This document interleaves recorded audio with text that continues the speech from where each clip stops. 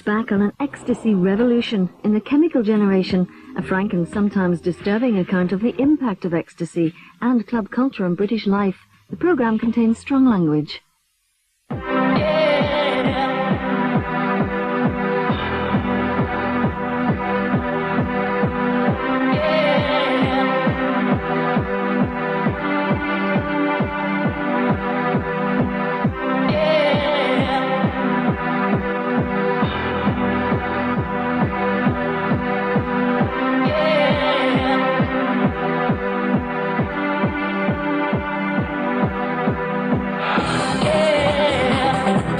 In 10 years' time, the chemical generation will be seen as a youth cultural milestone. It brought out a generation much better than the bloody lot who came out of the 80s. It allowed a whole generation of young people to free their inhibitions. That is something absolutely mega. That's huge. I think in the last 10 years you've seen a huge change in attitudes to gays, a lot of progress in things like racism, and I think a lot of that is due to people dancing together and realising they're not so very different. Those people that were standing in raves in 1988, they're now designers, they're graphic artists, they're even politicians. And there's a huge wave of creativity which I think comes out of UK club culture.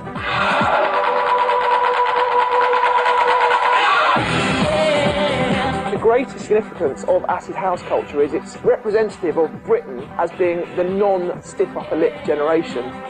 British people actually having a reputation as being the maddest rather than being the most boring, tame and conservative, because we're not. We have it large.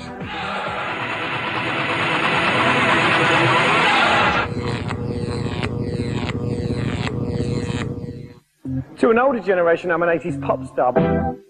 But to a younger generation, I'm a DJ. Clubbing as we know it really kicked off in the late 80s with the acid house explosion and raves held in glamorous warehouses like this one. Over the years, I've seen a change in the attitude, the wardrobe and the drugs. And even though every youth movement has had some kind of drug attached to it, none has affected our society quite like ecstasy. The chemical generation has had its triumphs and its tragedies. This is its story.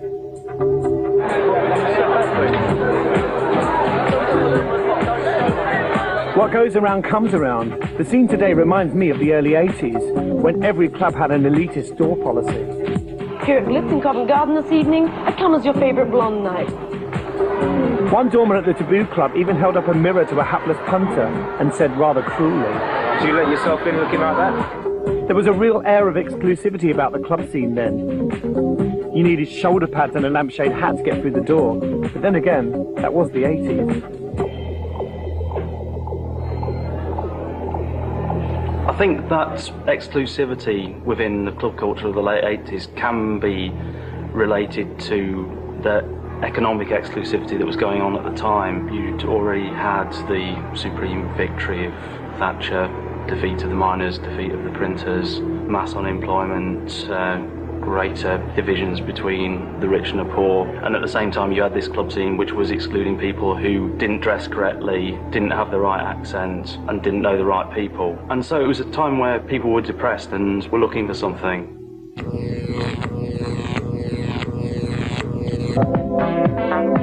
The tiny Balearic island of Ibiza had been a popular package holiday resort with Britain since the 60s. In 1987, a group of British DJs stumbled across the island's emerging club scene. One of them was Nicky Holloway. You went to Ibiza with Oakenfold and Danny Rampling, and you went to clubs like Amnesia, and you experienced this whole kind of, what was called the Balearic scene. What was that like? We'd been going there for years as like more just as like normal people on package holidays and just sort of sticking to San Antonio, doing this sort of going around the bars bit. And we sort of decided we'd have a look at the other side of the island, you know, and went to this club that everybody was talking about called Amnesia. And that's when I first actually took one of these pills that everybody was talking about over there, you know, it's called ecstasy. I'd never heard about it and I'd never done any sort of drugs before in my life. But I thought I'd give it a try because it wasn't a big deal. And we had the most amazing night. It sounds a bit cliched and a bit right on, but it did seem to open our ears and our mind to other cultures and other music. And it was great. I loved it. And that was it for sort of 10 years afterwards. My first ecstasy experience, like all my following ecstasy experiences, the rush, when it hit, I was sitting on the loo and I was having a crap. And I was staring at the toilet door because every single time I came up, that's where I was. The feeling started in my feet and it was like white fire running through my body. I couldn't believe the sensations I was having. It feels like it steps up my spine. Each one of my spine little rib things is another step. The back of your neck just goes to like putty. When it gets to there, that's when I know I'm home. And then you just look at things and life's just got a whole completely different outlook. And if you put your hands in the air, the tingling sort of ran through your body and you were right in the middle of the music. My inhibitions were kind of going haywire. This tacky disco in South East London became the greatest party in the world. I felt 10 foot taller than everyone, and I could see multicolours flying around, and I could hear people talking hundreds of yards away, and I could hear it in my ears. It was just the best thing. I wasn't kind of like used to feeling happy. It was a part of me that I've never had, but now I've found. And then I thought to myself, now it all makes sense. I thought, I know the way to end all the world's problems, give everyone a pill and make them dance. It all kind of fell into place, and I was thinking to myself, why have I never done this before? Why have I never thought of being like this before? Why the fuck ain't the world like this all the time? Why? In Ibiza, people were taking ecstasy, but you've got to understand also that the island was very, very special at that time. You had a very strange mix of people. You had kind of wealthy jet setters, film stars, pop stars there. You've got fantastically glamorous Spanish transvestites there. You've got kind of like the weirdest people from all of their respective countries, all in a club together. An open air club that was open all night, and you were dancing and the sun would come up over you. So there was all of that as well as drugs. It wasn't just a drug thing. If you could go back to that first trip to Ibiza, could you have ever imagined, you know, that 16 years later you'd be involved in such a huge scene? On the way to on that trip, no. On the way back from it, yeah, because it was pretty obvious, I think, to all of us that we'd fallen on something that was going to change our lives. And you wanted to bring that vibe back to... Absolutely. I mean, it was hard to forget it. If you have something nice, it's natural instinct to want to recreate it whenever you can.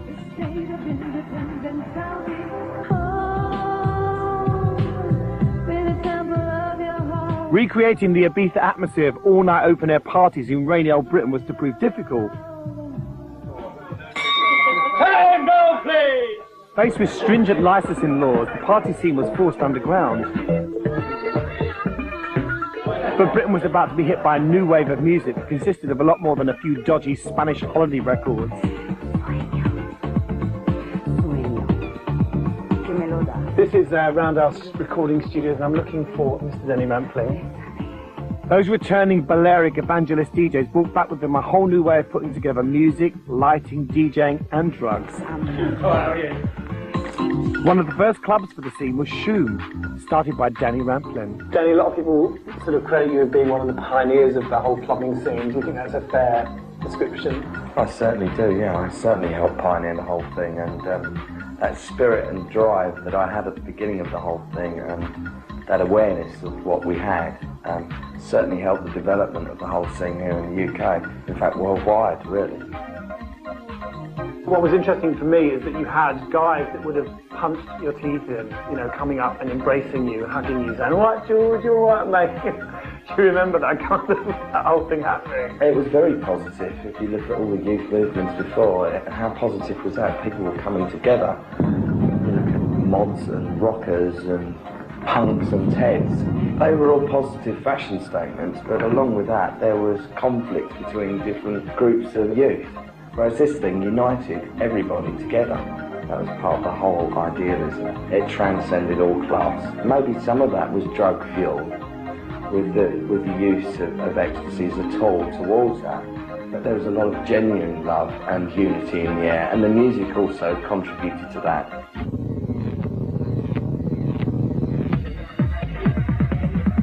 Ecstasy had reached British shores and was finding its way into many big city clubs, including Manchester's very first super club, the Hacienda.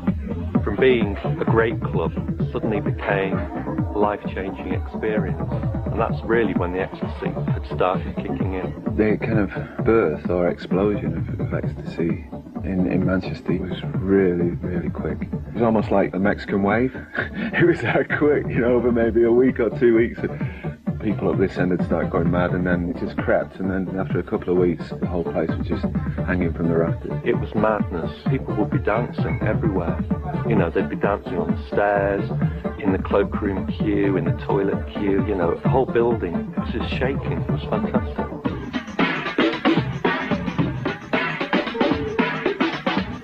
In the early days, we'd go to Camden Palace on a Friday. There'd be 3,000 people in the club, but there'd be just one tiny corner, and in this tiny corner there may be like 200 people, and they'd be screaming ecstasy, ecstasy, and everybody else looking at them thinking, what are they going on about? And then in the space of a month, the whole building was then shouting ecstasy. One witness to the ecstasy wave that was sweeping the country was law graduate turned DJ, Judge Jules. Do you think the acid house scene could have existed without ecstasy? Do you think the music was enough by itself? The fundamental thing was the music, and without that, there would have been no acid house movement. And ecstasy was important, but I think that ecstasy would have been popular in all places where there was a gathering of young people who, whether they take it long term, like to experiment recreationally with drugs. And I think ecstasy exists outside dance culture because it's just what young people do. Having said that, it did become a popular drug around the same time as dance culture reached en masse proportions. One of the interesting things is that ecstasy and the use of that drug acted as this kind of pacifier and really kind of created this sort of love generation thing. It's difficult to know whether ecstasy actually changed British society for good, but I'm sure it's no coincidence that football hooliganism vanished overnight in 88 and 89. The late 70s and early 80s were violent times.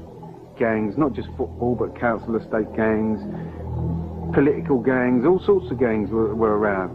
And then ecstasy came along and people got chilled. You'd find yourself in a warehouse party that was dark, and then like 7 o'clock in the morning when it became light, you find that you're in the room and there's half of Millwall in there, half of Chelsea in there, half of Arsenal in there. But everyone just looked at everyone and said, what a great party. And then violence sort of declined because people were just too busy having a good time to think about anything else. I think what you had is a whole generation who'd had nothing really to call their own. Since punk, there hadn't been a big musical movement.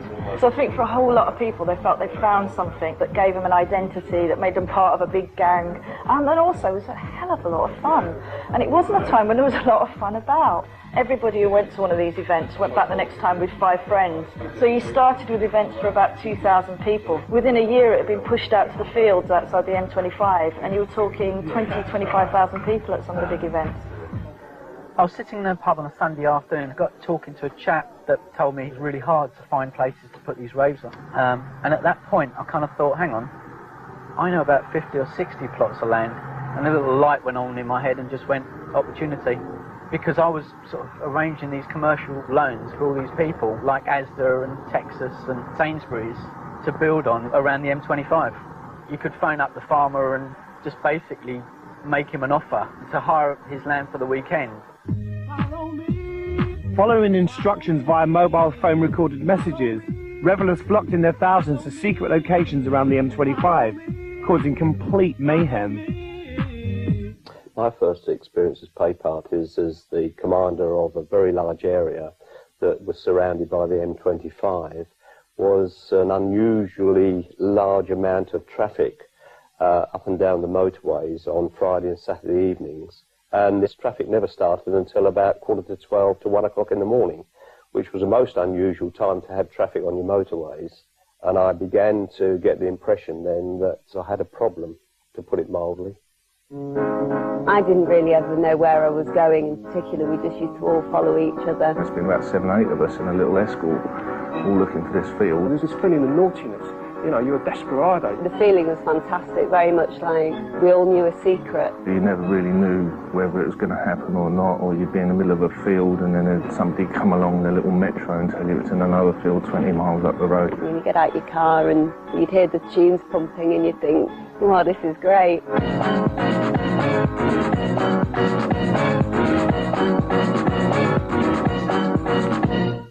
I I think forbidden fruit often tastes sweeter, and I think people embrace this pirate identity of the illegal raves with great fervour. There's nothing more exciting than outwitting a big battalion of police and letting rip at a party afterwards.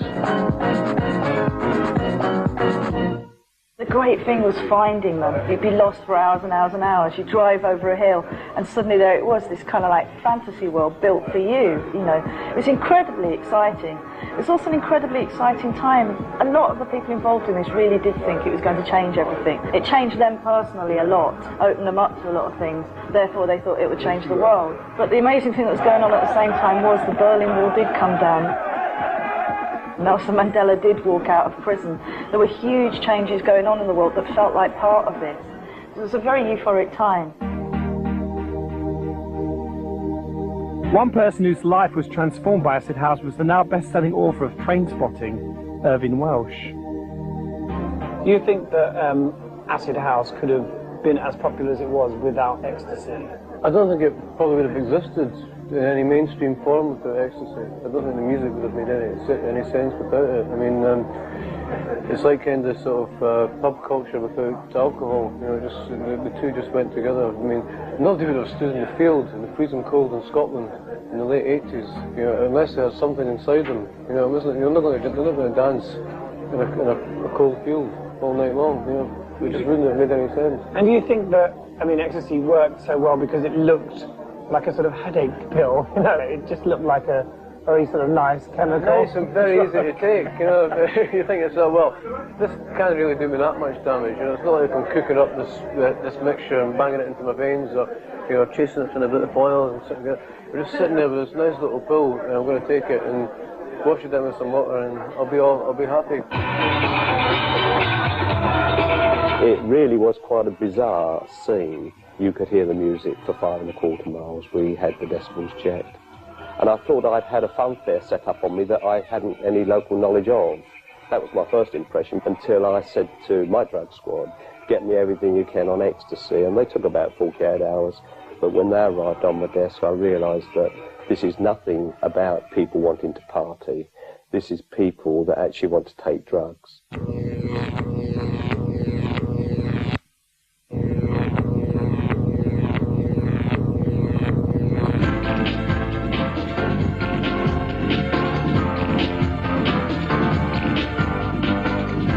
As more and more people joined the party, you didn't have to be the brightest of journalists to realise the potential for a story.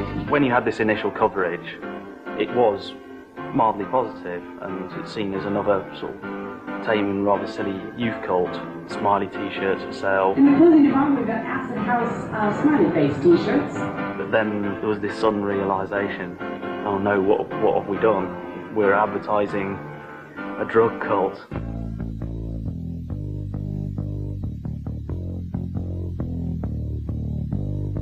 Immediately they pulled these t-shirts off sale and started running these heavy-duty editorials about the evils of pushers targeting our pop kids. Media pressure meant that the police had to be seen to be doing something. Our policy has been to stop these parties because they're unlicensed and because of our concerns for public order and indeed public safety. By this time, we were turning out 250 plus police officers on a Saturday night, and we'd started using helicopters for spotting. But every time I stepped up a tactic, they would step up a tactic against me.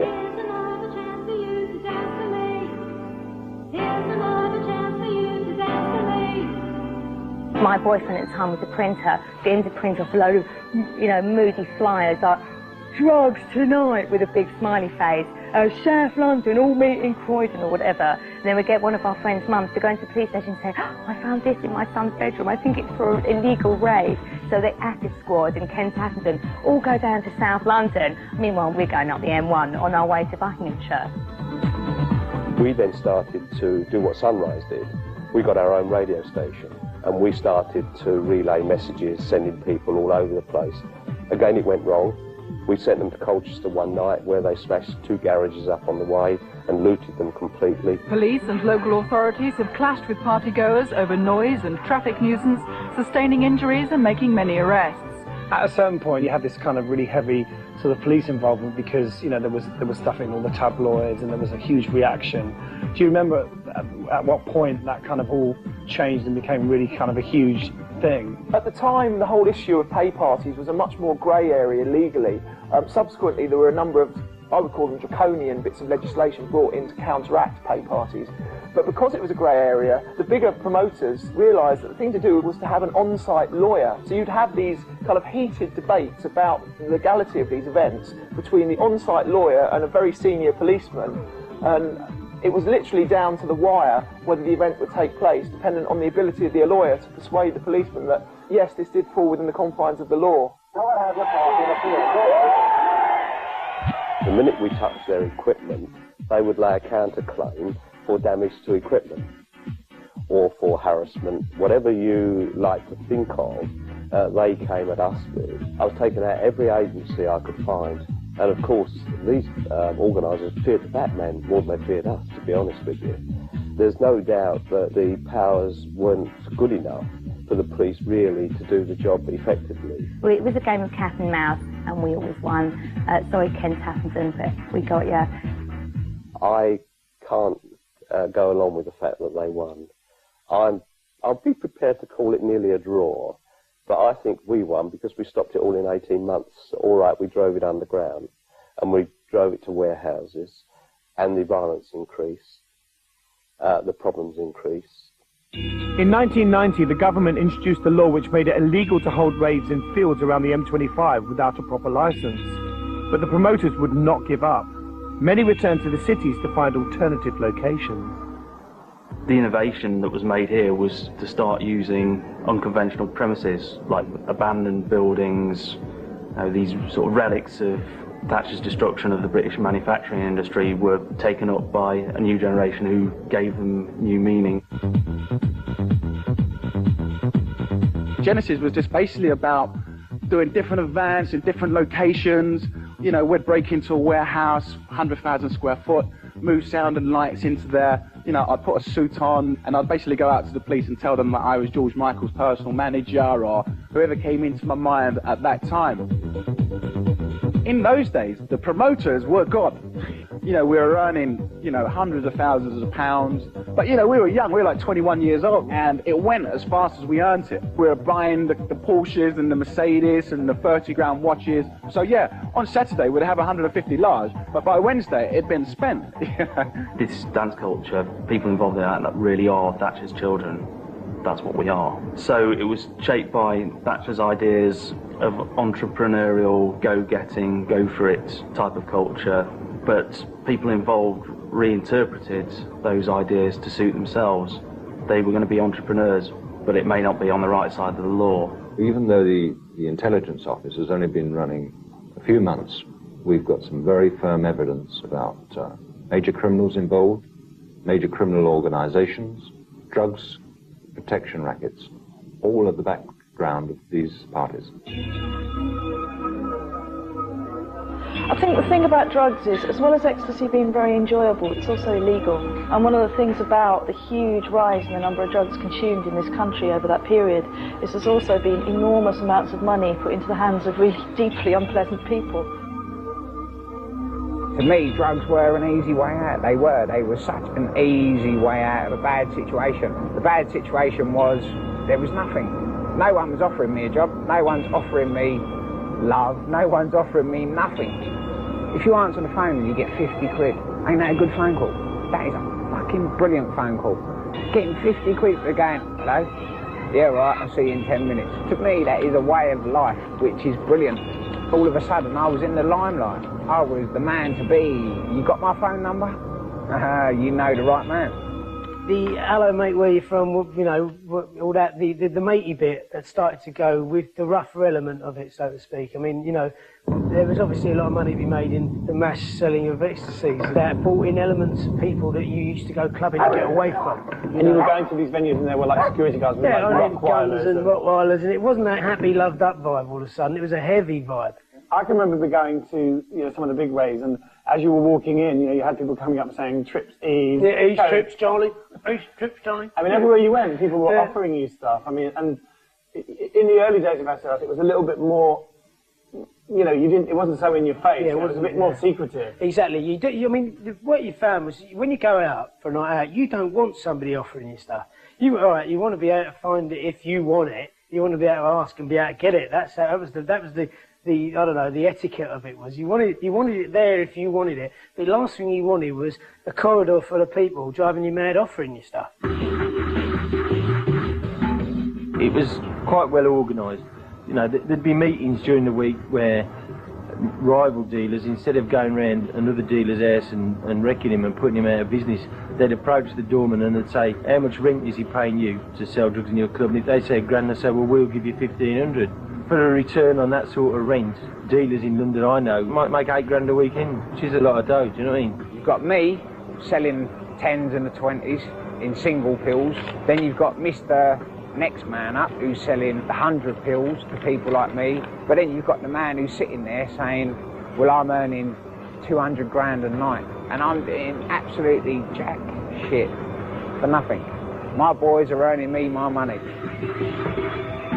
We'd seen this whole culture develop and all this positivity, and it was so depressing when other elements started infiltrating it. There was nothing we could do because we weren't the kind of people who were going to do battle with them, and it got very nasty in Manchester. If you know that someone's got £50,000 in their pocket, you haven't got to go and rob a bank. You've only got to hide behind a bush with a shotgun and you've got them. And of course you had organisers, good organisers, nice people, breaking the law, but I could cope with that, who were frightened of that type of violence. What I thought had happened was the chair had been thrown off the balcony and landed near me because I heard a bang, and as I was dancing I just saw loads and loads of faces running past me screaming, and what was actually happening was people being shot, you know, and it was the gunshots and gangland in the Hacienda. It all went downhill really, quickly, until the club was closed because there's guns all over the place. Go, let's go, go, go! Yeah, that door The acid house unit finally caught up with the party organisers and heavy sentences were imposed. It's a warning to the others who are still organising paid acid house parties that they get caught, they're going to get 10 years plus. Ecstasy tablets, and this has just been picked up off the floor. Well, as drug taking became normalised, became an ordinary Saturday night activity, criminality was effectively democratised. We all became criminals. But I think it really created a feeling of disrespect for the law, the feeling, in a classic cliche, the law is an ass. In 1994, a second piece of legislation was introduced, the Criminal Justice Bill.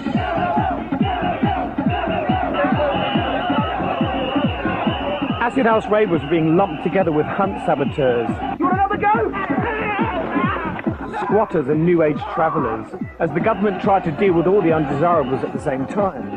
The result was the first opposition culture since the anti-nuclear demonstrations of the early 80s.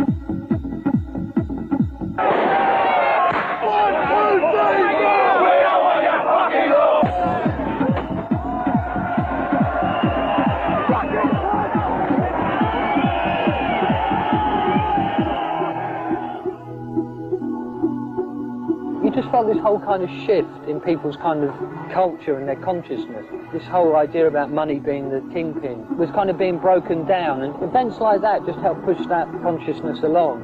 I think also you had a lot of kind of single politics come out of it. I think a lot of kids kind of got into the environment, you know, protecting the environment. Good morning, Clovis. What are the conditions like down there? Down there, hello? Yeah. Not bad. Was ecstasy the full reason for that? Who knows? But I mean, it certainly did a lot to make them far more open to things that they wouldn't be before. The Criminal Justice Act didn't have any effect whatsoever on mainstream clubbing. By then, they'd already granted all-night licences to clubs like the Ministry of Sound, and there's no need to go riding out into the countryside, pay 25 quid for something that may or may not happen, may end up in you being chased by the police all night, may end up with you getting rained on in a field, if you could actually go into a really nice club in the centre of your city and do the same thing.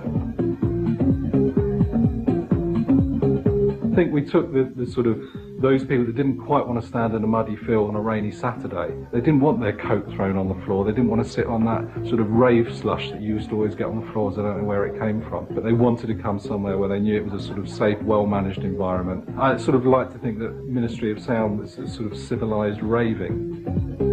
You know, we get letters from people that say it was really good not to be approached at every dark corner by the same bloke 6 weeks running offering me ecstasy and checking other people's £20 notes in the light to see if they were real. While the super clubs were cleaning up, the high street clubs were about to experience a tragedy that would shock the nation.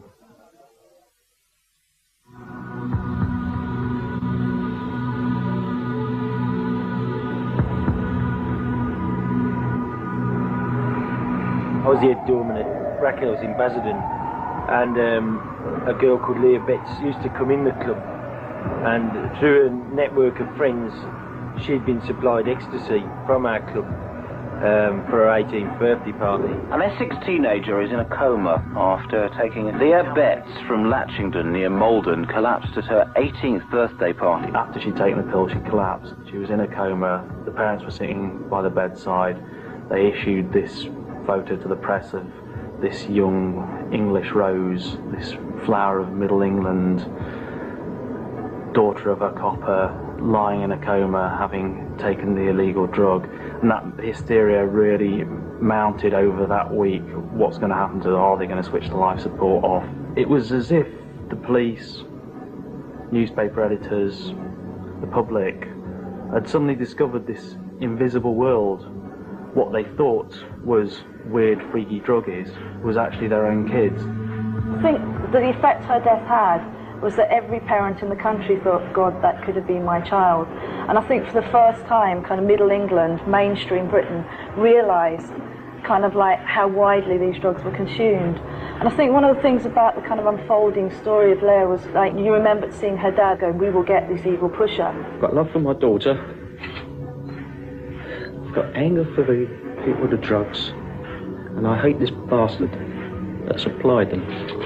And the pushers turned out not to be evil at all, but a chain of her best friends, none of whom were making money, just passing pills along as favours, which is actually what drug dealers are in this country on the lower level. It's all friends helping out friends, and we would achieve nothing by putting these people in prison for 10 years. And I think that was the first time kind of mainstream Britain understood that. To me, it was the strongest case for kind of putting drugs into a legal framework so that people had some quality control, they knew what they were taking. If you're buying alcohol, you want to go to an off-licence to buy it, you wouldn't want somebody distilling it in their garden shed. And this is what you've got with the drugs culture. Because it's illegal, it's underground, you don't know where it's coming from. I mean, do you think drugs should be legalised? I think there's a strong case now for putting them in a completely different legal framework and making sure that people have got safe drugs, because you're not going to stop people taking them now. It's in the culture, it's ingrained in there. So I think that's got to be accepted. Everyone's shit scared of selling that pill that kills someone. But at the end of the day, if you're willing to hand over a tenner, to give me a tenner for something that you're willing to take yourself, sorry, sod's law, isn't it? It is an occupational hazard. If you take that, if you're willing to buy it, you're willing to eat it. If you ain't willing to eat it, don't buy it. The thing about the Leah Betts, it was a tragedy, but I don't really think it had that much effect on how much ecstasy people took. In fact, I think more people take ecstasy now than they did in 1988. I would say probably 100 times more. It's become the currency of clubland. Witness to the changing face of clubland is another 80s pop star turned DJ, superstar DJ in fact, Jeremy Healy.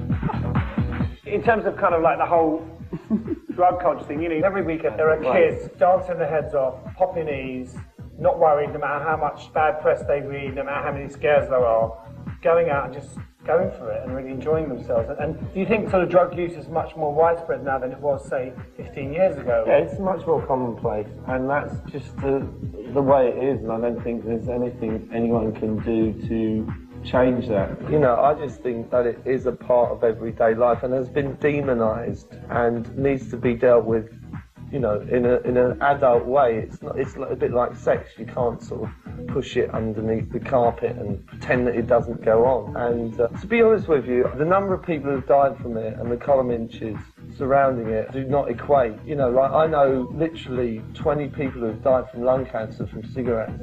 So I find it offensive to say that ecstasy is dangerous when they sell cigarettes around the corner, you know?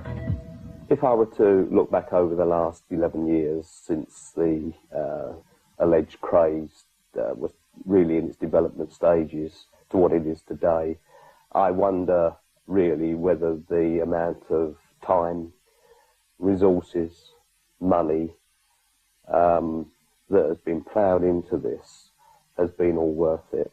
I know there have been deaths. One death is one too many, but I don't think there's been more deaths through Class A drugs than there has through some of the other things that we are encountering in our day's life today.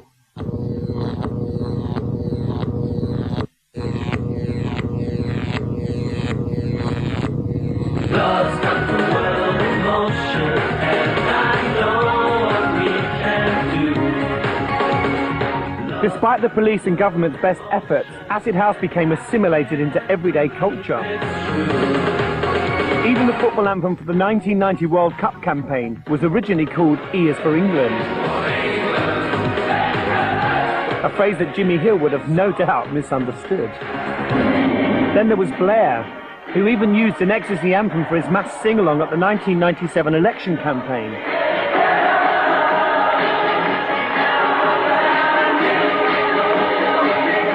Something that could never have been imagined 10 years before.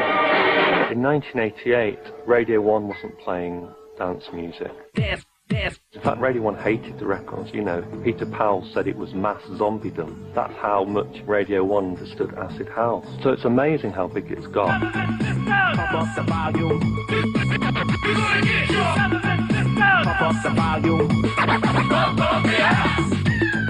Without a shadow of a doubt, the big breakthrough came in 1987, when a couple of DJs got together before the days of samplers and mixed together 500 records to make the classic #1 hit, Pump Up the Volume. Pump up the volume, pump up the volume, pump up the volume, dance, dance. DJ, looking back, do you see how significant Pump Up the Volume was? It was significant to me as a radio thing, you know, on the radio. There wasn't a lot of dance music being played apart from the Pirates, but suddenly Radio 1 took it on. You know, then DJs were obviously going in the studio and starting to make their own records too. And that record, in a sense, kind of started a whole new trend, because suddenly maybe you were responsible for kind of making DJs a little bit more important. Well, in a way, yeah. I mean, it opened the door. Pop stars were suddenly replaced and DJs became the new attraction, earning outrageous amounts of money. Paul Oakenfold was rumoured to earn a six-figure sum for playing on New Year's Eve. Not a bad night's work for playing other people's records.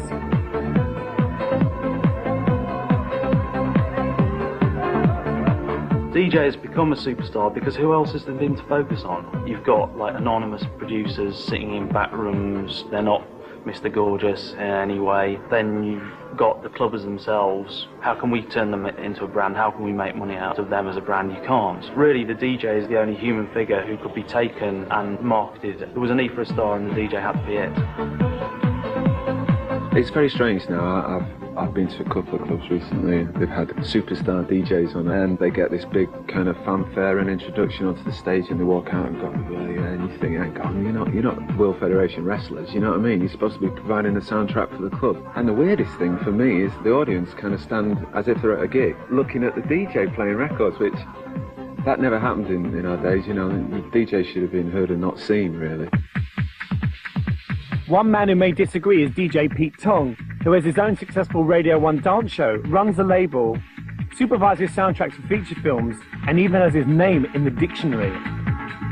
Before sort of acid house, you know, the DJ was just some bloke in the corner that, you know, played records. Oh, totally. We were the failures because, you know, everybody I know that wanted to start DJing at that time actually really wanted to be a musician, you know. I wanted to be a drummer. I was such a terrible drummer. I decided to play someone else's records. It made a better noise. So no one knew, obviously, where it was going to end up or what it was going to be like today. But I did it because I couldn't dance. It's the only way to pull birds. I mean, one of the sort of legacies, I suppose, of this generation is that we've been able to do something that most of our parents would never have had a chance to do. Yeah, yeah. I mean, this whole self-employment thing. Definitely. No, it's exciting times. And that's why, you know, I think being a DJ is figuring on more people's, you know, job applications or, you know, job desires. And it's it is, you know, I've read it somewhere, you know, more turntables are sold than Fender Stratocasters. One guitar to 9 pairs of Turntables, decks being yeah, it's sold. amazing, amazing. A lot of the people I've spoken to, especially some of the older DJs, have said that, you know, they're quite happy to be behind the decks, but they couldn't see themselves kind of jumping up and down. Yeah. And there has been this move into this whole kind of bar culture. Yeah.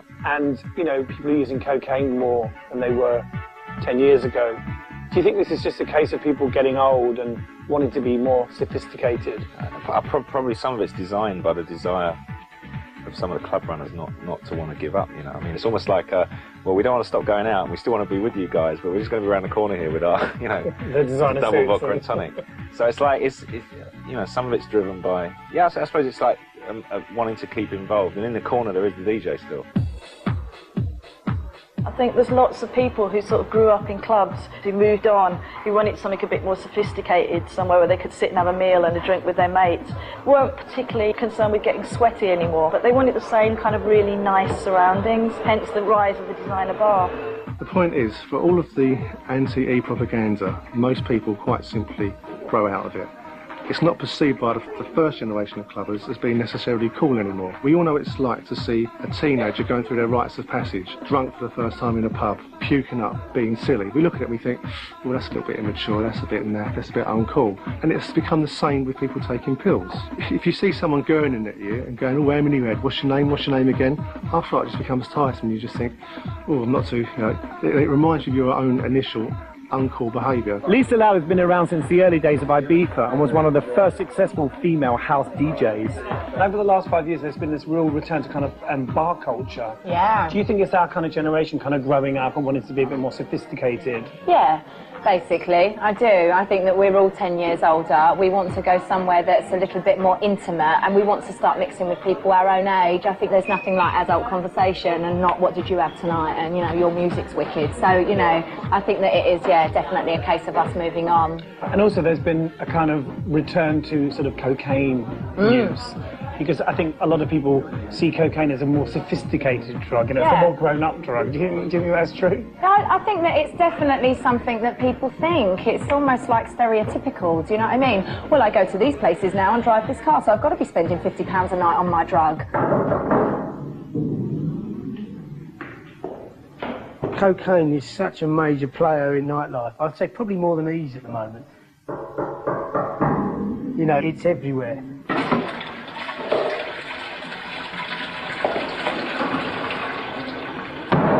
With the lifestyle and everything that came with the promoting and the DJing and flying around the world and everything like that, you know, I got into cocaine.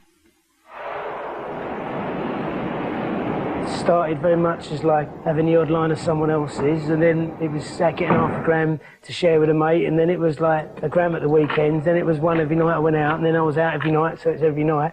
And all that happened over a period of 10 years. It didn't happen overnight. I didn't become a cocaine addict overnight, but I did end up there. Anyone who does a lot of cocaine basically turns into an arsehole. You won't accept it yourself, but you do, you know. I was a perfect example of that.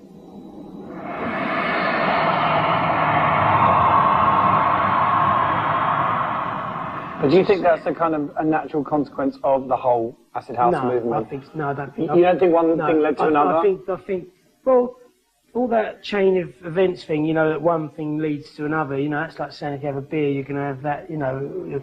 I never smoked spliff, I never done crack, never done heroin, but I was big time cocaine addict and, you know, loved my pills, but so I never tried the others and never really wanted to, so I can't justify that in my own head as being... But do you think that the sort of things like ecstasy and cocaine are considered kind of clean drugs? Yeah, cocaine and ecstasy are socially acceptable.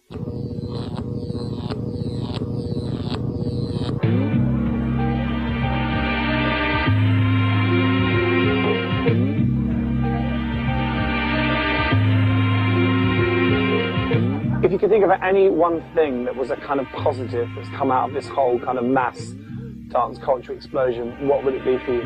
I would, you know, although we took it, you know, we took the music initially from Chicago and New York, and we took huge influences from Ibiza in terms of mixing up the music. I think Britain's got something to be really proud of, or the UK, in that what we've been doing here for the last 10 to 15 years, everyone wants to mimic. It's really put youth culture to the fore. I mean, we're far more internationally famous than the Americans for youth culture now. If we hadn't done what we did at the end of the 1980s, British pop music would have died. The whole scene, all the clubs, everything would have gone. Those kids that were giving out flyers at the beginning of the 90s are now, they're owning the building, and I think that's a really great conclusion at the end of the millennium. I think it made a lot of people feel better about themselves and about each other, and it energised a lot of people and made them do positive things. It gave an awful lot of people who didn't have much of a chance of doing something opportunities. Lots and lots of little businesses grew up around the club scene. People opening record shops, printing T-shirts. If you want to buy a record, buy one called Definitely Maybe by Oasis, because that came out of that culture. And you want to see a film, go and see Trainspotting, because that came out of that culture as well. It's probably everywhere. Design, cars, restaurants, magazines. The influence of people that went clubbing when they were 20 years old that are now 30 can be seen right across Britain. We are the first generation with no allegiance to wartime values. You know, it's when you look back on Paith News and you see these sort of images of British people as being very conservative with small c and stiff upper lipped.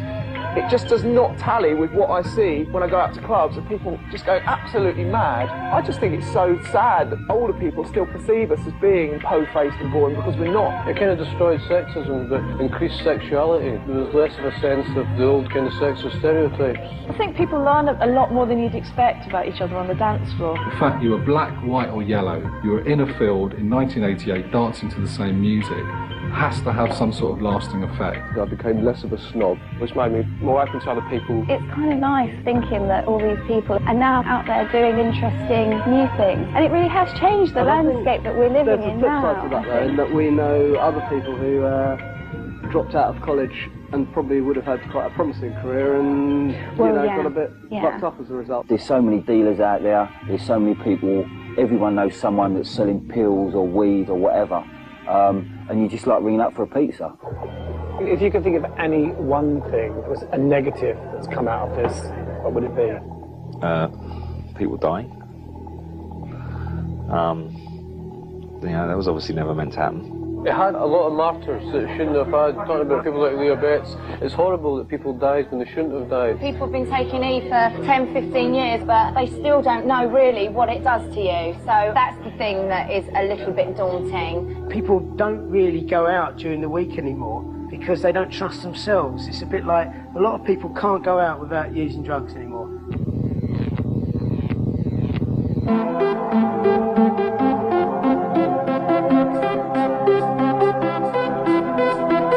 As we head into the future, Gatecrasher in Sheffield is being hailed as the next big thing. Every weekend, hundreds of kids are dressing up to the nines and losing the plot on the dance floor.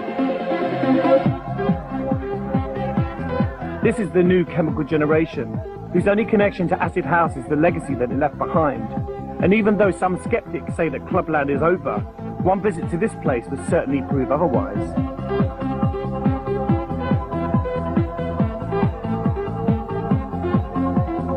One of the root stems of the popularity of club culture is the fact that in an environment where less and less we know our neighbours, we're more and more scared of crime. Clubs and Clubland represents the last bastion of an opportunity to meet people you've never met before on a kind of equal footing.